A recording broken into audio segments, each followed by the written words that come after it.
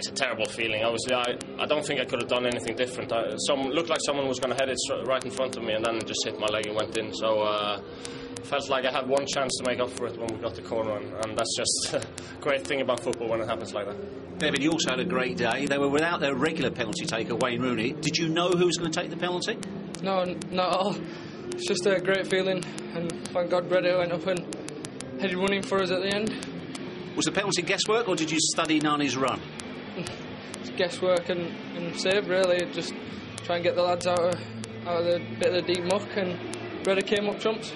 Now, the manager, it's well publicised that Mark Schwarzer may move away from the club. How determined are you to convince him that the replacement is already here in yourself? Well, how do you get Mark Schwarzer out of the team anyway? It's a very hard thing to do, given the last 2 years.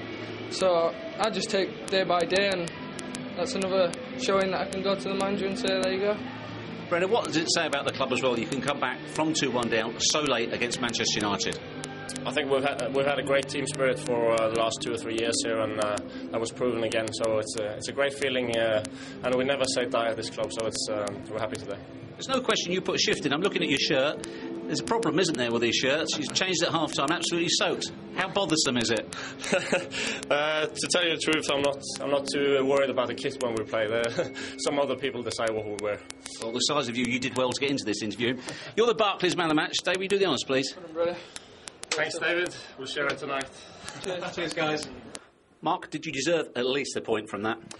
Yeah, I think so, by virtue of our second half performance. I think certainly United were the better teams for the majority of the first half. I just sense we were getting a little bit more belief towards the end of the first half, and I think we took that into the second half and really restricted them to obviously balls into our box, which you always have to deal with, and obviously we're disappointed with the penalty award and obviously the own goal, which can happen. But in general play, I still felt we caused them real problems on the break, and we had 2 great goals.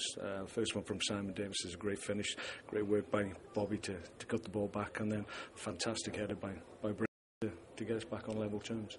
How much has David Stockdale done today to convince you that should Mark Schwarzer leave, you have a ready-made replacement here already? Because at 3-1, that's probably United's 3 points. Yeah, absolutely. I think everybody accepted that if the penalty had been converted, then the game was over, and United were taking the 3 points. But David's really impressed everybody. Obviously, we haven't been in the door that long, but in the short time we've been here, his training and his 2 games that he's played has been outstanding. So credit to the young boy, but it's a long old season, so we'll see how we go.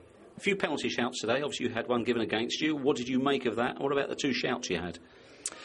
Well, I think Duff has obviously it's been given against him. Yes, it's hit his hand, but there's no intention to affect the player. I mean, he swung a leg at it and it's bounced up on his hand. There's no intention there. I thought it was very harshly given, in fairness. But we had a couple of shouts. We felt Moussa Dembele was impeded on one.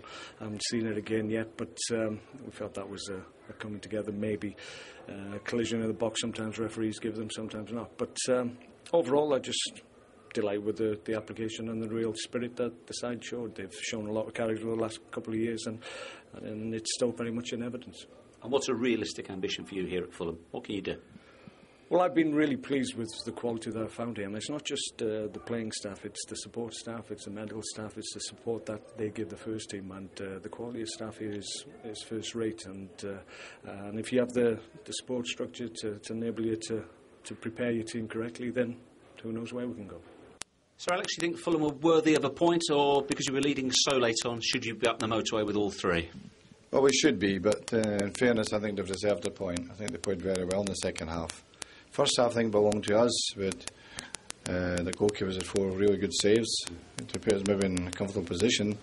But the second half, in fairness to Fulham, they upped their game and played better than us in the second half. But when you got the second goal and then you had the opportunity to seal the game with a penalty, with only a few minutes to go, you think you're home and dry, and it was disappointing that part. But I've got to give credit to Fulham; they deserved a point. Was it a disappointing penalty, or would you give credit to the goalkeeper? Well, I'd have to say again, it seemed to me the goalkeeper did react quickly. He get across his goal very quickly, and you've got to give him the credit for that. But I always think when the height of a penalty kick is crucial also, and I think it was bad height maybe.